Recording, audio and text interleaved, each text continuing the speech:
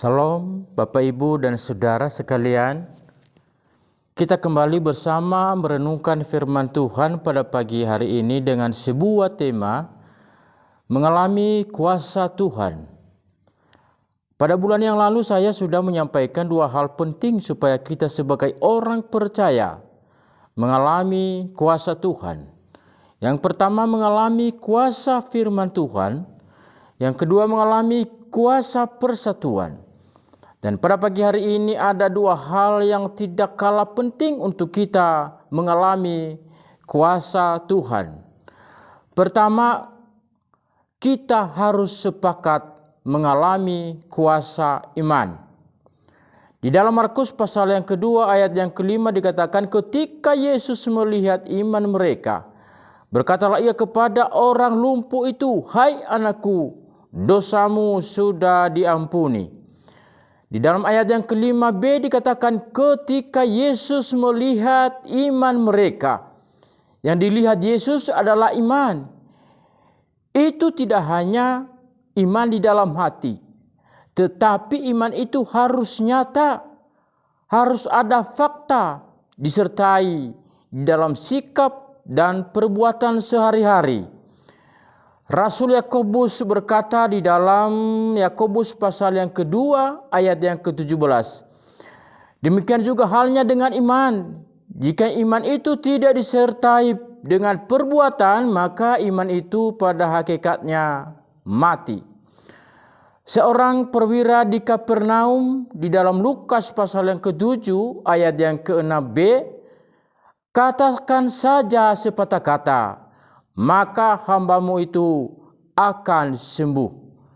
Saudara, di dalam Lukas pasal yang ke-7 ayat yang ke-9 juga setelah Yesus mendengarkan apa yang disampaikan oleh perwira itu, Yesus mengatakan setelah Yesus mendengarkan perkataan itu, ia heran akan dia dan sambil berpaling kepada orang banyak yang mengikuti dia, ia berkata, "Aku berkata kepadamu, iman sebesar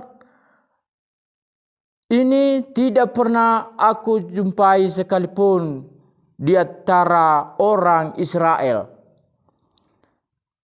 Karena ada iman, ada kesembuhan terjadi dan kuasa Allah dinyatakan. Yesus berkata kepada Thomas di dalam Yohanes pasal yang ke-20 ayat yang ke-29b, "Berbahagialah engkau hai Thomas, meskipun engkau tidak melihat, namun engkau percaya." Saudara, bagian yang kedua untuk mengalami mujizat bukan hanya mengalami kuasa firman, bukan hanya mengalami kuasa persatuan, bukan hanya kuasa iman, tapi kita juga harus mengalami kuasa pengampunan. Di dalam ayat yang ke-5b dikatakan, "Hai anakku, dosamu sudah diampuni." Saudara-saudara, tahukah saudara bahwa ada begitu banyak masalah, sakit penyakit, kelemahan karena dosa? Ada satu dosa yang menutupi berkat Tuhan adalah dosa kepahitan dan dosa kebencian. Untuk kita mengalami berkat-berkat Tuhan, dan berkat itu dicurahkan sampai melimpah dan tak terbatas, kita harus melepaskan pengampunan sebagaimana doa Bapa kami yang diajarkan oleh Tuhan Yesus kepada murid-muridnya di dalam Injil Matius pasal yang ke-6 ayat yang ke-12.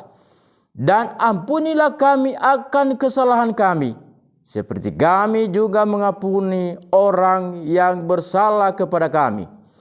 Di dalam 1 Yohanes pasal yang pertama ayat yang ke-9 dikatakan, "Jika kita mengaku dosa kita, maka kita adalah setia dan adil, sehingga Ia akan mengampuni segala dosa kita dan menyucikan kita dari segala kejahatan."